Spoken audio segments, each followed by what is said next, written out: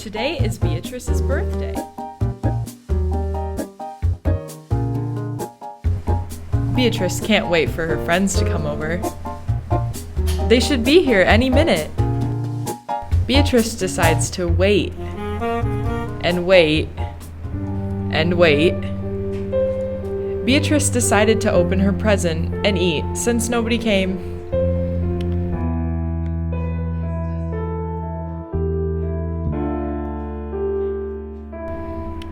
Beatrice started to lose hope. She started to cry into her party hat. Then Nadia found her and decided to clear away her tears.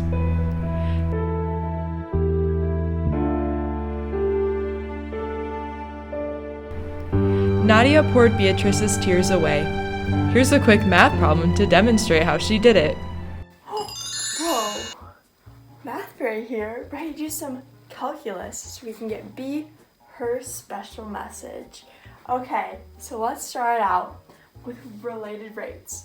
So related rates are when two or more variables are changing with respect to time. And they are related rates. So my little commentary is that it's a family thing because they're related and they're rates. Okay, moving on. We'll get on to our problem now. The question is, what is the rate of change with respect to time of the volume when h is 1 inch? Okay, so let's go on to our next message. This question refers to when the cone is filling up. So on the next slide, it's going to show you what would be given to you in the problem and what we have right now. Okay, so given to us in this problem is that the height is changing at a rate of 3 inches per second. And we know that's going to be positive because I already said when the cone was filling up. So remember that. And then the height is 1 inch. You can see here. And we can deduce that the radius is 1/3 of the height, which you can see another one, but I can explain it right now. So we already know that the diameter of the opening in the beginning is 10 inches and the height of the full thing is 15 inches. So diameter is 2 times the height, or 2 times the radius rather. So you can divide by 2 and get that the radius is 5 originally. And 5 is 1/3 of 15. Therefore the height is related to the radius in such a way that the radius is 1/3 of the height. And we also know that the volume of a cone is 1/3 pi r squared h. It's just given to you. So my first step would be to draw a picture and show what you know. So as in, there's the picture. So you can see, beautiful, beautiful, beautiful. And then, so you're given. Yeah. Okay. Moving on to step numero dos. If I can get this to peel off like a box. Okay. Step 2 is to make the equation work. So we have that the volume equals 1/3 pi r squared times h. So, close my door. You're gonna know that we already know that the radius, we already talked about all this. So we basically come up with the radius is 1/3 of the height. So it's important to know that because we don't really know much else about the radius. You could find what the actual number is. It's 1 times 1/3, so the radius would be 1/3. But it would be better to just substitute so you don't even have to worry about it at all. So what you're going to do is you're going to do volume equals 1/3 pi. And then you can substitute for r squared with the 1/3 h. Because that would make life so much easier. So that's what we'll do. And then, after you multiply it, you get pi 27 times pi over 27 times h cubed. Okay, now let's see what we're going to do next to figure this math problem out. Okay, now, step 3 is to take the derivative and substitute your what you're known into the equation. So let's start out with our equation. Originally is, after all that mathematics, is volume equals h cubed pi over 27. Remember that, required.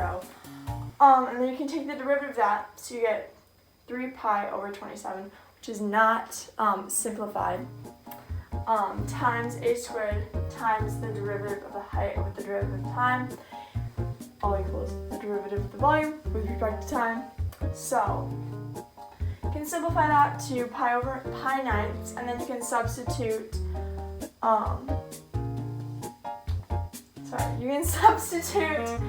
the height in, which the height would equal 1. So you substitute that for h. And then we already know the derivative of height is increasing 3 inches per second. So you can place that where the dh over dt goes. You can simplify it and you get pi thirds inches cubed per second because it is involving volume. Yeah. Okay.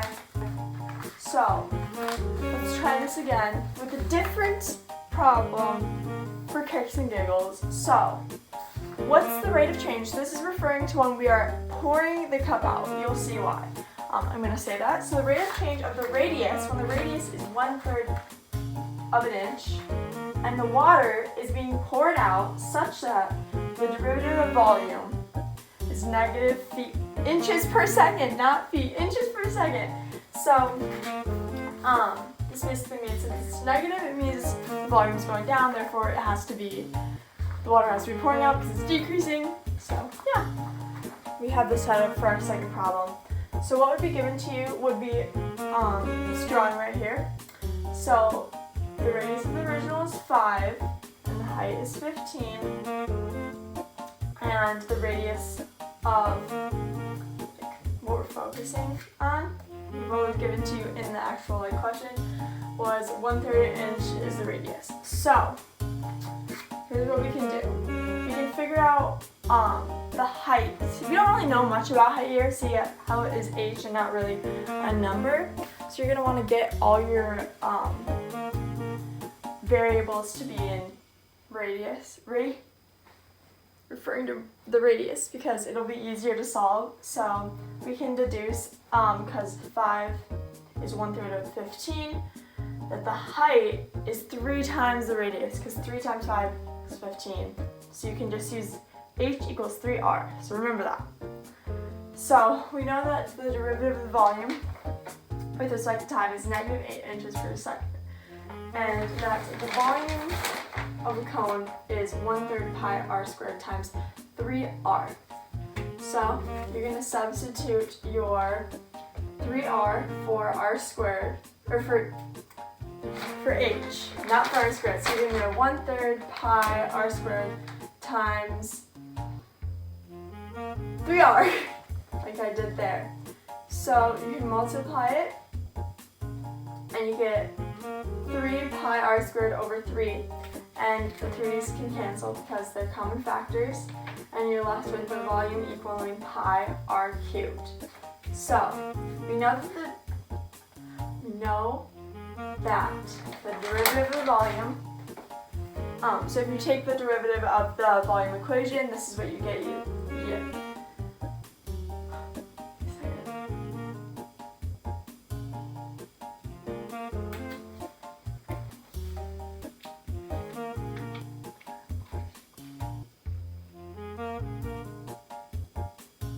Okay, 3 pi r squared, sorry.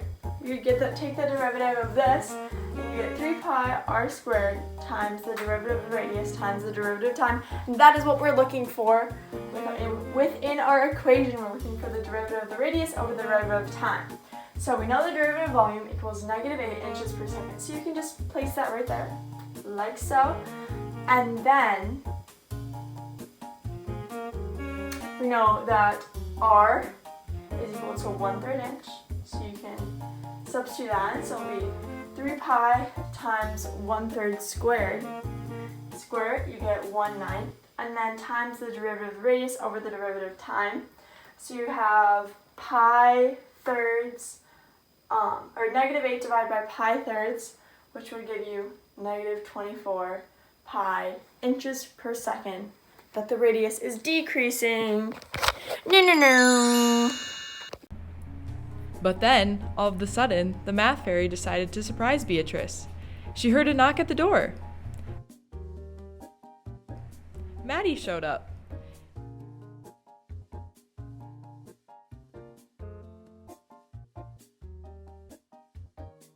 Beatrice isn't crying anymore.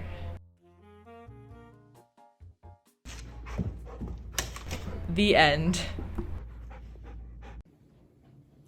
Happy birthday to you. Happy birthday to you. Happy birthday, dear B. Happy birthday.